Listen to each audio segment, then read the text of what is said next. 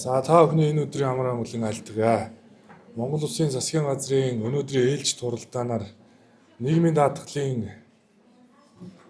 багц хуулийн нэмэлт өөрчлөлтийг улсын хурлд өргөн мэдүүлэхээр тогтлоо. 1999 оноос хойш бид нийгмийн даатгалын шинжил хийнэ гэж олон парламентын бүрийн эрхийн хугацаанд бол олон оролдлогуудыг хийж байсан. Гэхдээ энэ шинжил бол бас бодиттой үр дүнд хүрээгүй нь бол өнөөдрийн ахмадуудын тэтгэвэр амьдрал ахуйд нь хүрэхгүй байгаатай бол бас холбож тайлбарлаж болно.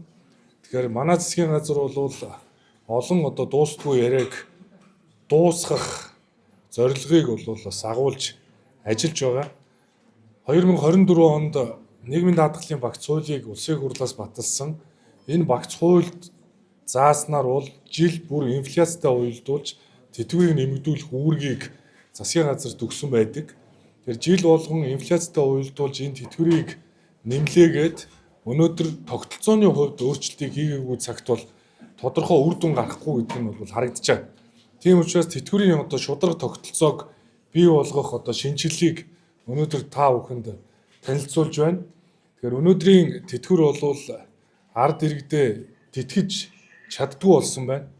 Сонгуульд өгсөн улс төрчлөлтөөс болоод тэтгэврийг нөхөн төлөвлөх зарим сегмент бүлгүүдийг бас ангилалтай ялгамжтай авч үзэх гээд олон асуудлууд бол бас үүсдэг. Өнгөрсөн хугацаанд бол 5.8 их найд төгрөгийг зарцуулсан ч бүгдээрээ сэтгэл ханамжгүй ийм тэтгэврийн тогтолцоотой явж ирлээ. Жил болгон төсөвт 1.6 орчим их найдын төсвүүдээр нийгмийн даатгалын санг дэмжих зорилгоор тавилаа гэдэг энэ орлого зарлагын алдагдал бол огт буухгүй байна. Цаашдаа улам л алдагдaltaй болох ийм нөхцөл байдал бол тогтоогдож байгаа. Бага төлсөн нь илүү төлсөн нь бага гэдэг ийм бас зарчмыг өнгөрсөн хугацаанд барьж ирсэн юм байна. Тэгэхээр нэг сайн мэдээ бол монголчууд нас нэмж байна. 2004 онд бол манай дундаж нас 64.6 байсан. 2024 онд бол 71.8 буюу 7.2 жилээр уртассан байна. Тэгэхээр нас нэмнэ буюу дундаж насжилт нэмэгдэж байна гэдэг бол амьдралын чанар бас сайжирч байна гэсэн үг. Тэгэхээр амьдралын чанар сайжраад илүү тэтгэврийн наснаас хойш амьдрах хугацаа бол уртасж байгаа. Жишээ нь 2024 оны байдлаар бол 55 настай эмэгтэй хүн дунджаар 25 жил амьдардаг. Эрэгтэй 60 настай эрэгтэй бол 16 жилээр амьдардаг гэсэн ийм бас дундаж насны та бүхэнд энэ тооцооллыг харуулж байна. Тэгэхээр 2004-өөс 2024 он буюу 20 жилийн дотор бол дундаж нас 7.2 жилээр уртассан байна. Энэ бол маш сайн мэдээ. Тийм ч учраас бол бидний өнөөдрийн хуваарлтын тогтолцоо буюу 3 залуу хүн нэг хүний тэтгэврийг төлдөг ийм зарчим бол намайг анх 2020 онд тэтгэврийн шинжилгээг хэрэгжүүлэх ажлын хэсгийг их хурл дээр батлаад хувийн нэмэлт тэтгэврийн хуулийг их хурлд өргөн мэдүүлж явах үе байхгүй. 3 залуу хүн нэг хүний тэтгэврийг төлдөг байна гэж бид ярьдаг байсан. Тэгвэл 2025 онд яг өнөөдрийн байдлаар бол 2 даатгуулагч нэг тэтгэвэр авагчийн тэтгэврийг төлж байна.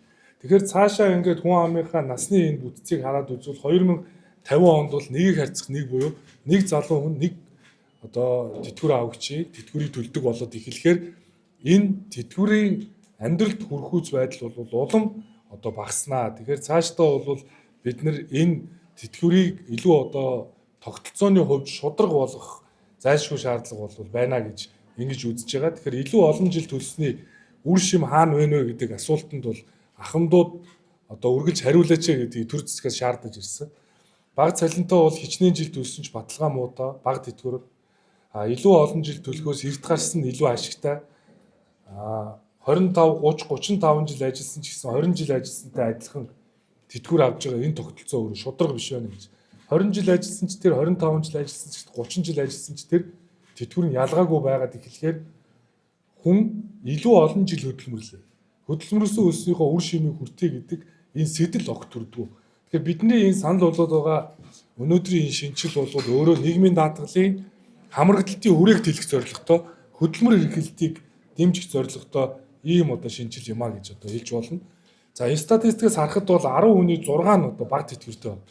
Та бүхэн мэдж байгаа нийт тэтгэвэр авагчдын 57% нь 769 мянган төгрөг буюу доод хэмжээгээр авж байна гэсэн. 769 мянган төгрөг түүнээс бага буюу 42% нь бүрэн тэтгэврийн 15% нь хувь тэнцвэрийн тэтгэврийн доод хэмжээгээр тэтгэвэр авж байна.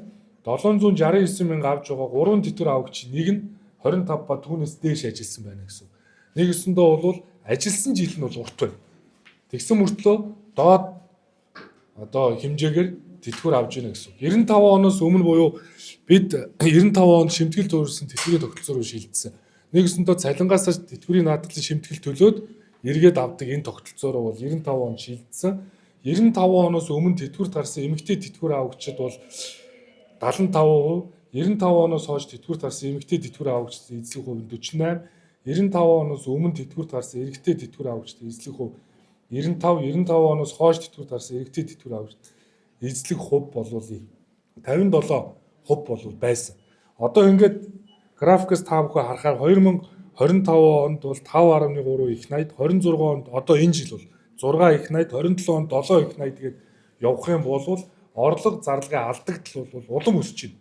Ингээд 2050 он гэхэд бол 40 их найд руу хүрээд 7 дахин юм өсөх хандлага бол байна гэсэн. Тэгэхээр бид нар бол цаашаа тэтгэврээ тавьж чадгаа болно. Жил болгоо 10% гээл инфляцтай уялдуулж нэмэлээдэг ямар ч үр дүнгүй. Ингээр бодох юм бол одоо жишээ нь 769 мянган тэтгэвртэй иргэд байна. За 2 сая төгрөгийн тэтгэвртэй иргэд байна. 3 сая төгрөгийн тэтгэвртэй иргэд байна. Тогтолцоо нь өөрөө буруу учраас 10% тэтгэвэр тавилаа гэдээ баг дээр нь ч баг нэмэгддэг, их дээр нь ч 10% нэмэгддэг. Бахаар энэ өөрөө шударга биш. Тэгэхээр тогтолцооны шударга тогтолцоог заавал бий болгож ийж тэтгэвэр нэмэх асуудлыг шийдэхгүйгээр бид өнөөдөр нэг сонгуул угтаад эхлэхээр доод тэтгэврийг нэг сая 500 болгочих гэхээр би 35 жил төрд зүтгээд сар болгон цалингаасаа шимтгэл төлцсөн байж ич яагаад би өнөөдөр бусдаа яг адилхан юм тэтгэвэр авч байгаа юм бэ? Тэтгэвэр чи халамж биш ээ. Гинт хүн тэтгэврт гардгүй. Энэ тэтгэвэр гэдэг бол зөвхөн ингээд нэг шимтгэлээсээ төлж яваад өөрийнхөө төлсөн шимтгэлийг хөтөлбөрийн шалгуураа алдсныхаа дараа өндөр насны тэтгэвэр тогтоолгосныхаа дараа авах юм зорилготой шүү дээ гэдгийг бол ахмадууд хэлдэг. Тийм учраас бол миний хувьд бол 20 онд энэ тэтгэврийн шинжилгээ ажлын хэсгийг ахалж ирсний хувьд одоо ерөнхий сайдаар сонгогдсныхоо дараа бол би энэ ажил руу одоо бас анхаарлаа хандуулж бол орсон. Тэгэхээр яг ийм гол асуудлуудыг шийдэн тэтгэврийн шинжил бол бүхэлдээ хамрагдалтын хүрээгээ нэмэгдүүлэх зорилготой буюу энэ дотор бол баталгаа тэтгэврийг бий болгох, параметрийн өөрчлөлт буюу тэтгэврийн нас, тэтгэвэр бодох хувь хэмжээ одоо өөрчлөх, гуравт бол тэтгэврийн тогтолцооны өөрчлөлт буюу даатгуулагчийн сонголтонд үндэслэн хагас хуримтлал руу шилжих гэсэн ийм гурван зорилгыг бол тэтгэврийн шинжилтээр агуулж байна. За мөн нийгмийн даатгалын шинжилгээг дараах хүрэн бүлэгтэр хамруулж авч үзэж байгаа гэдгээр онцлогтой. За нэгт санал болгож байгаа энэ нийгмийн даатгалын шинжилгээний хүрээнд хэрэгжүүлэх бодлого бол өөрөө баталгаа тэтгэвэр. Манай улсад бол тэтгэвэр авагчийн тоо 504 мянга байна. За мэдээж хөгжлийн бэрхшээлтэй иргэд энэ төр бол нөгөө өндөр насны тэтгэвэр тогтоолохоос өмнө тэтгэврт гарсан байдаг бол яг өндөр насны тэтгэврт буюу 55 60 наснда тэтгэврт гарсан 504 мянга иргэд тэтгэвэр авж байгаа. Эдгээр баталгаа тэтгэвэр авагчдыг бид 100-аас 300 мянган төгрөгийг баталгаа тэтгэврээр хангана гэж байна. Энэ бол олон улсад мөрдөгддөг бол зарчим. Энэ Швед, Канада, Австрали гээд улсуудад бол энэ old age security гээд ахмад насны өндөр насны тэтгэвртэй тогтоолгосны дараа баталгаа тэтгэврийг олгодог ийм одоо зохицуулт. Нэгсэндээ 55 нас хүрлээ гэхээр тухайн иргэдэд ийм одоо баталгаа тэтгэврийг бий болгодог. Баталгаа тэтгэвэр нь хэр олон жил шимтгэл төснөөс ялгаатайгаар ингэж нөгөө үйлчлэлтэйгээр энэ нь тогтдог. Тэгэхээр баталгаа тэтгэвэр нь бага орлоготой тэтгэвэр авагчийн нийгмийн хамгааллын том баталгаа болж өгдөг. Олон жил шимтгэл төлсөн ч бага цалинтай бусдыг асарч цөөн жил ажилласан иргэдэд илүү нэмэлт баталгаа болж өгдөг.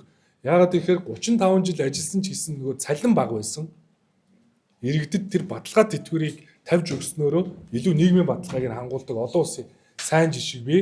Мөн хуваарь хөдөлмөр эрхлэгч нар, бичил бизнес эрхлэгч нар нөгөө албан бус салбарт ажиллаж байгаа иргэд өөрөө нөгөө баталгаа тэтгэвэр авахгүй бол угаасаа нөгөө орлого бага байсан учраас нийгмийн баталгаа нь хангагддаг юм аа. Тийм учраас бид нар энэ баталгаа тэтгэврийг энэ дээр тавьж өгж байгаа. Жишээ нь ингээ хүснэгтэй харахад бол 100-аас 300 мянгаыг бол яаж тавих вэ гэхээр 769 мянган төгрөгийн тэтгэвэр тогтоологдсон иргэд дээр хэрвээ 10 жил ажиллаад тэтгэврт гарсан байвал 151 мянган төгрөгийг тэр all day security 15 жил ажилласан мөртлөө 769-оор гарсан бол 176 мянга. А 1 сая төгрөгийн тэтгэвэр тогтоологсон бол 10 жил ажилласан дээр нь 140 мянга гээд үйлчлэлтэйгээр энэ одоо зөрүүнүүдийг арилгаж өгөх ийм одоо бодлогыг одоо ингээд санал болгож байгаа гэдгээрээ болвол онцлогтой. За хоёрт бол 2.4 саяас бодох гэдэг одоо ийм саналыг бол одоо би энэ хуулиар дэвшүүлж байгаа. Энэ бол юу вэ гэхээр нийтдээ нэг 141 мянган хүмүүс байна. 2013 оноос өмнөх тэтгэвэр бодох цалингийн дээд хязгаар бол 1.4 сая л байсан. 13 оноос өмнө 1.4 саяын цалингийн хязгаараас тэтгэврийг боддог байсан. 2018 оноос хойш болохоор 2.4 саяар боддог болсон. Тэгэхээр тэр нэг дундын завсар дээр яаж ийнө вэ гэхээр би одоо энэ өдөрт галав хашиж исэн юм аа. Илүү өндөр цалин авч исэн юм аа. Гэтэл 1.4 сая төгрөгийн цалингаас миний тэтгэврийг бодцоо. Гэтэл 5 жилийн дараа тэтгэврт гарцсан хүн одоо миний одоо удирдлаганд ажиллаж исэн бага цалинтай байсан хүн 2.4 саяас бодуулахаараа өндөр гарчаад байна гэхэд манай анхандууд юу гэдэг вэ гэхээр манай аав ээж эмээ өвнөр юу гэдэг вэ гэхээр биднэрт энэ тэтгэврийн зөрүү байна. Би маш багаар ингээд тэтгэвэр тогтоолгоцоо. Гэтэл би илүү хөдөлмөр эрхэлж ирсэн. Илүү олон жил ажилласан штэ гэдэг ийм зүйлийг ярьдаг. Энэ 141 мянган төгрөгийн асуудал зайлшгүй бол яригдана. Тэгэхээр өндөр цалин өснөөс олон жил шимтгэлт төсөн тэтгэвэр авагчид илүү нэмэгдэл очих энэ зохицуултыг хийх гэж байгаа буюу 13 оноос өмнө 1.4 саяар бодуулж исэн бүх иргэдийг 2.4 сая төгрөгөөс тэтгэврийг нь дахиж бодгож байгаа гэсэн. Жишээ нь бид нар бол яг энэ дээр одоо ингээ харуулхад тэтгэврийн доод хэмжээнээс дээш нь 652-оос 799 мянга дээр яаж хэдэн орчим хүн одоо хэдэн төгрөгөөр нэмэгдэх вэ гэдгийг ингээд бид нар тооцоолоод ингээ гаргаж ийна гэсэн. Ингэснээрээ тэтгэврийн зөрүү арилах нөхцөл одоо бүрднэ гэж ингэж одоо хэлж болно. Тэгэхээр энэ 141 мянган төгрөгийн энэ зөрүүтэй байгаа багаар тэтгэвэр тогтоолгосон 2-3 жилийн хооронд одоо ялгаа гарчаад байна гэсэн үг шүү дээ. Жишээ нь 13 онд гарцсан хүн өөр байгаа гэдэг 18 онд гарцсан 2.4 саяас бодвол шудраг биш байгаа байхгүй. Гэтэл бид нар жил болгон тэтгэврийг 10% нэмнэ гэдэг. Нөгөө 13 онд одоо юу гэдгийг нэг 769 мянган төгрөг сая төгрөгөөр тэтгэврт гарцсан хүн 18 онд 2 сая төгрөгөөр тэтгэврт гарцсан хүн ажилласан жил нийтлэн бүр шимтгэл төлсөн 12 онд гарсан илүү. Тэгсэн мөртлөө 10% бүгдийг нэмнэ гэхээр нөгөө сая төгрөг дээр сая 100 2 сая дээр ч 2 сая одоо 100 гэдэг ч юм уу 200 ч гэдэг юм. Ингээд нэмэгдээд эхлэхээр энэ зөрүү арилгаагүй тохиолдолд шинжил хийгдэхгүй гэж ингэж үзэж байгаа. Хоёр дахь нийгмийн даатгалын реформын өрөнд хэрэгжүүлж байгаа ажил бол энэ юм. За гурав дахь нь бол 25-аас дээш жил шимтгэл төлсөн жил тутамд олгодог цалингийн нэмэгдэл байдаг. 25 жилээс илүү ажилчвал тэтгэвэр бодохдоо 1.5% нэмэгдлийг өгдөг байсныг бид нар 2% болгож дээшлүүлж байгаа. За мөн 35 жил ажилласан бол цалингийнхаа 67%-аар нь бодогддог байсныг нь 72.5%-аар нь тэтгэвэр тогтоологддог болж байгаа. Ингэснээр ахмад насныг ажилуулах илүү хөшүүрэг болох боломжтой. Нэгсэндээ одоо 35 жил ажиллавал миний одоо цалингийн 72.5%-аар тогтох учраас би илүү олон жил ажиллаж тэтгэврт гарсан надад ашигтай гэдэг энэ сэтлийг өгчөө. Тэгэхгүй болохоор 20 жилч байна уу, 25 жилч байна уу, 30 жилч байна уу тэтгэвэр нь адилхан тогтоогдож байгаа юм чи хэн олон жил шимтгэл төлөхийг бодох юм. Тэгээ эрт тэтгэврт гараад ингээд эхлэхээр урт олон жил төлөөд гарч ирснаас одоо эртхэн гарчих нь ашигтай учраас хүмүүс шимтгэл төлөхгүй тэтгэврт гарчгаар нийгмийн даатгалын сангийн алдагдал чинь улам өсөөд 2050 онд 7 дахин өсөх гээд байгаа. Ийм одоо эрсдэл байгаа учраас нэг талаасаа нийгмийн даатгалын сангийн алдагдлыг бууруулах бол энэ тэтгэврийн шинжилгээ бас зорилго юм байна гэж ингэж үзэж байгаа. Дээрээс нь бид нар хөдөлмөр эрхлэлтийг яа дэмжиж чинь гэхээр төлсөн шимтгэлийн хэмжээ хугацаанаас нь хамаарч бид нар тэтгэврийг тогтоох шинжилгээг хийж байна. Нэгэсэндээ бол 57 настайдаа эмэгтэй хүн одоо 60-таа би гарья гэд хүсээд гарнаа гэвэл хойшилсан жил болгоноор 4% нэмэгдүүлнэ тэтгэврийг нь бодохдоо. Жишээ нь 57-таа биш 60 настайдаа тухайн хүн тэтгэврт гарвал 12% нэмэгдэж тэтгэвэр бодогдно гэсэн үг. Тэгэхээр хүн за 57-д гарах хэрэггүй байна. Би дахиад 3 жил ажиллавал миний тэтгэвэр 12-оор нэмэгдэж тооцогдох юм байна гэхээр илүү олон жил шимтгэл төлхийг нь дэмжиж өгнө гэж байна. А хэрвээ эрт тэтгэвэр бодуулах юм бол 4%-аар эсрэгээр хасаж тооцно гэж. Эрт тэтгэврт гарна гэвэл. Ингэхээр нийгмийн даатгалын шимтгэл төлөх сэтэл, хөдөлмөр эрхлэх сэтэл өснө. Яагаад энийг ингэж хийгээд байна гэхээр нөгөө дундаж нас чинь 20 жилийн хугацаанд 7 насаар ахичгаар хүмүүсийн хөдөлмөр эрхлэх чадвар нас ингэж уртсаад байна шүү дээ. Тэгэхээр тогтолцооны шинжил гэдэг бол өөрөө хөгжилтөөгөө зэрэгцэж явдаг ийм ойлголт юм аа. Энэ утгаараа бол бид нар энэ 4%-аар нэмэгдэнэ гэдэг бол хөдөлмөр эрхлэлтийг нь бүрэн дэмжиж байгаа гэсэн үг. За дээрэс нь та бүхэн бас мэднэ. За бас ахмадууд маань ч гэсэн харж байгаа учраас би энийг тайлбарлах хэрэгтэй гэж бодож байна. 1960 оноос хойш төрсөн ахмадуудад нэг юм хийсвэрт нэрийн данс үүсгэсэн. Тэ? Та бүхэн мэдж байгаа юм нэрийн данстай. За ингээд нэрийн данс буюу 264,052 нэрийн данстай тэтгэвэр тогтоолгосон иргэд байдаг. 60 оноос хойш төрсэн хүмүүс бүгдэнд нь ингээд нэрийн данс үүсгэх үүс. Гэтэл нэрийн дансны аргаар тогтоолох уу үгүй юу гэд нөгөө тухайн иргэн тэтгэвэр тогтоолохдоо тухайн иргэнээс асуугаад ингээд бодохоор нэрийн дансны аргыг сонгосон 8 хүн байдаг. Нэрийн дансны аргыг. Тэгэхээр энэ нэрийн данс гэдэг бол хийсвэр худлаа юм байна гэдэг нь эндээс харагдаж байна. Тэгэхээр 264,000 хүнд ашиггүй 8 хүнд ашигтай нэрийн данс цааш хэрэгтэй юу? 60 оноос хойш төрсэн бүх даатгуулагчдад 2000 онд нэрийн данс үүсгээд бид нэр 15 оноос тэтгэвэр нь огцон буурах байсан тул дахиад 1979 он болгож хойшлуулсан. 79 оноос хойш төрсэн хүмүүстэй заавал энэ нэрийн данс үүсгийа. Бусд нь одоо 60 оноос гэж дийлэхгүй байна гэдэг ингээ хойшлуулсан хэдий ч энэ тийм амжилттай болж чадаагүй. Нэрийн дансны аргаар тэтгэврээ бодуулах нь өөрөө нөө иргэдэд тэтгэвэр хангалтгүй байгаад байгаа байхгүй юу? Цалин хөөс нь бага учраас. Тэгэхээр 79 онд төрсэн хүний тэтгэвэр буюу 79 оноос хойш нэрийн дансаараа та бодвол гэсэн тэтгэвэр нь 78 оны хүнийхээс дунджаар 40% буурчдаг. Тэгэхээр нэрийн данс бол өөрөө зөв тогтолцоо биш. Үүний оронд бид нар хагас хөрөмтлийг санал болгож байна. Жишээ нь энэ DB гэж ярьдаг энэ defined benefit буюу энэ цалингаас тогтоогдсон тэтгэврийн илүү ашигтай буюу жишээ нь хагас хөрөмтөл рүү шилжих зорилгыг агуулж байна. Дэлхийн 170 гаруй орноос ердөө 8 нь нэрийн дансын аргыг ашиглаж байгаа учраас бид нар эндээс илүү хагас одоо хөрөмтөл рүү шилжиж, хагас хөрөмтөл рүү шилжих буюу 2024 он нийгмийн даатгалын багц хуулийг хийхэд та бүхэн мэдж байна. Энэ дээр нөгөө мөнгөжүүлийгээд 2% нь хөрөмтөл рүү өгсөн. Ингээд 2% хөрөмтөл рүү өгөхөд 24 оноос хойш 1.5 ихний төгрөг хөрөмтлөгдөх ёстой байсан. Гэтэл одоо энэ дансанд 393,000 төгрөг байгаа. Энэ 393,000 төгрөгийг тэтгэвэр тогтоолгосон иргэд яаж авах ч мэддэггүй. Энийг нь зориулт нь огт тодорхой биш. Дээрээс нь хуримтлал үүсгэж байгаагийн зорилго юу гэхээр хөрөнгө оруулалт менежментийн компаниар удирдуулаад бонд авдаг, үнд цаас авдаг, хувьцаа авдаг байхгүй. Тэгээ би их олон жил бас ийм жишээ авдаг байсан. Нөгөө оюутлогоо үр ашгийг Австралийн ахмадууд эзэмшээд байна гэдэг чинь юу гэхээр тэр Rio Tinto гэдэг компани хувьцааг Австралийн тэтгэврийн сан эзэмшдэг. Тэтгэврийн сан нь өөрөө хөрөнгө оруулагч байждаг. Тэтгэврийн сангийн нөгөө хуримтлал үүсгдэг иргэд нь ахмадууд нь байгаад. Тэгэхээр энэ хагас хуримтлал руу шилжих ажлыг хийхин тулд заавал юм нөгөө менежментийн компани өдөрж өгөөж тооцдог.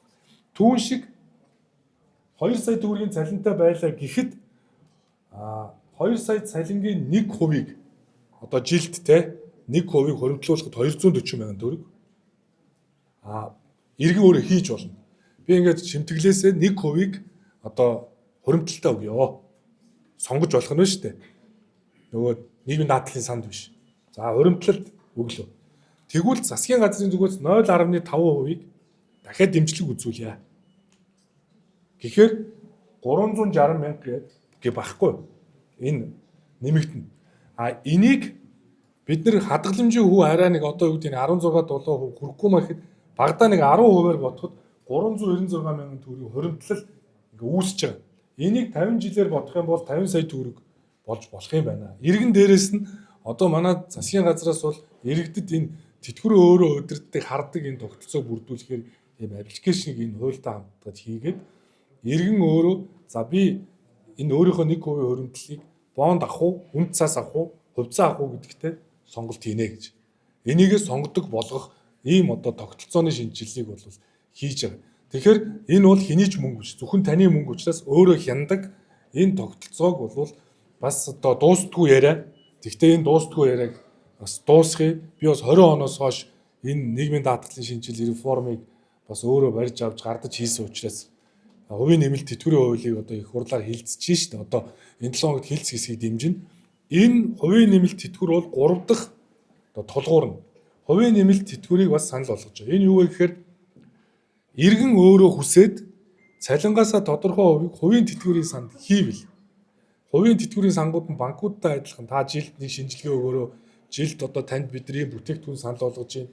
За энэ таны хуримтлаар чинь бид нар ийм одоо компани хувьцаа авах гэж ингэж өрсөх юм байна, үржих юм байна гэдэг.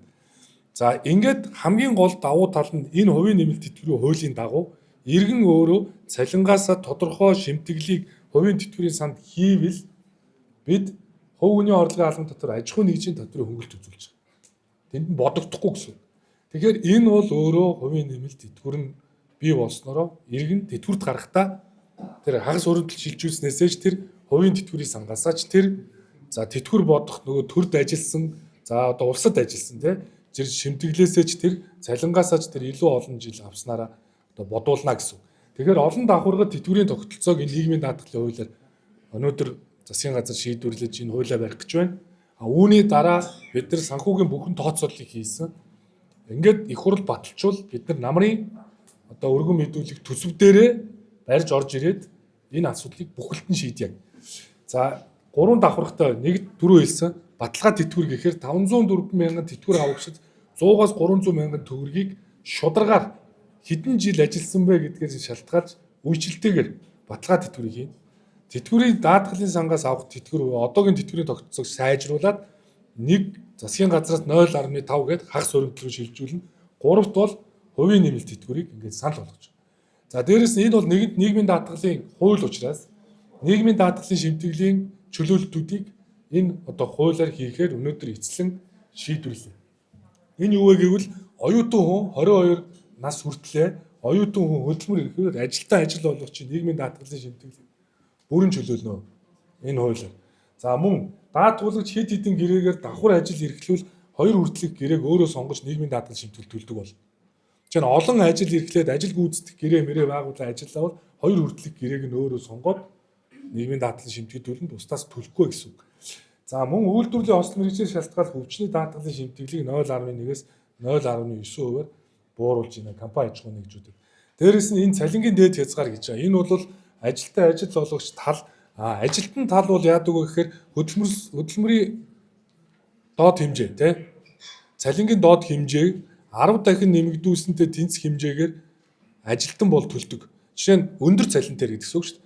Одоо магадгүй 10 саяын цалинтай хүн байлаа гэхэд 792-оос 10 дахин гэхээр тэр хэмжээгээр төлдөг байхад ажил болгогч тал бол тухайн хүнд өндөр цалин төлснөөхөө хэмжээгээр өөр тэр ажилтныхаа өмнөөс ажил болгогч тэр 12.3%-ийг одоо 20 саяын хүн цалин өндөр цалин өгөөд байж байгаа компани аж ахуйн нэгжүүд тэр хүнд өндөр цалин төлчөөд түүнийхээ хэрээр өндөр шимтгэл төлөөд байдаг нь шудраг бус юм байна. Тэгэхээр ажилтан ажил болгогч талыг 10 дахин яг нөгөө хөдөлмөрийн цалингийн доод хэмжээний 10 адилхан болгочвол нөгөө орлого нь иргэдтэй компани нөгөө ажилтан талдаа үлдэх болцоог бий болгож байгаа. Дээрээс нь албан бус хөдөлмөр эрхлэгч энэ бичил бизнес жидүү эрхлэгч нартай зориулаад бол 5 хүртэлх хүн ажилтан албан хаагчтай компани аж ахуйн нэгжүүдээр 3 одоо ажилтан ажил болгогчийг бол шимтгэлээс чөлөөлнө гэж. 5 хүн цалинжуулж байгаа. Одоо манай хэвлэл мэдээллийн хэрэгсэлч гэсэн тий 5 хүн цалинжуулаа байж байгаа 3 хүнийг нь шимтгэлээс чөлөөлнө гэж байгаа. Дээрээс нь албан бус хөдөлмөр эрхэлж байгаа хүмүүс олон жил шимтгэл төлөвлөл өндөр тэтгэвэр тогтоолгоно гэх энэ сэтэлжүүлж яваад ихэхээр албан бус хөдөлмөр эрхлэгч нар нийгмийн даатгалын шимтгэлээ төлөөгүй яваад байсан бол хэрвээ төлөе гэж хүсээд төлж эхлэх юм бол шимтгэлийг 24 хүртэлх сар 50% хөнгөлж байгаа гэсэн. Ингээд нэгэнт олон жил төлөвлөх сэтэл нь байгаа учраас үүнд нь бид нар ийм хөшүүрэг одоо бас хийж өгж байгаагаараа ингээ онцлогтой гэсэн үг.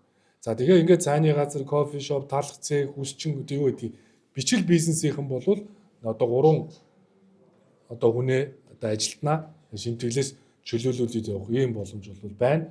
Ингээд энэ бол илүү ажил хийх хөшүүрэг, хөдөлмөрийн үр шимийг ирээдүйн эрсдлээс хамгаалах, илүү олон жил төлсөн илүү авах, 3 давхар тэтгэврийн шин тогтолцоо, мөнгө хуримтлал, засгийн газраас олох урамшуул, дээрээс нь хагас хуримтлал руу бүрэн шилжих, ажил олгогчийн нийгмийн даатгалын хөнгөлт чөлөөлтийг хийж чадвал бид нар тэтгэврийн шударга тогтолцоодоо хөдөлмөр эрхлэлтийг дэмжсэн ийм бодлого хэрэгжиж эхэлнэ.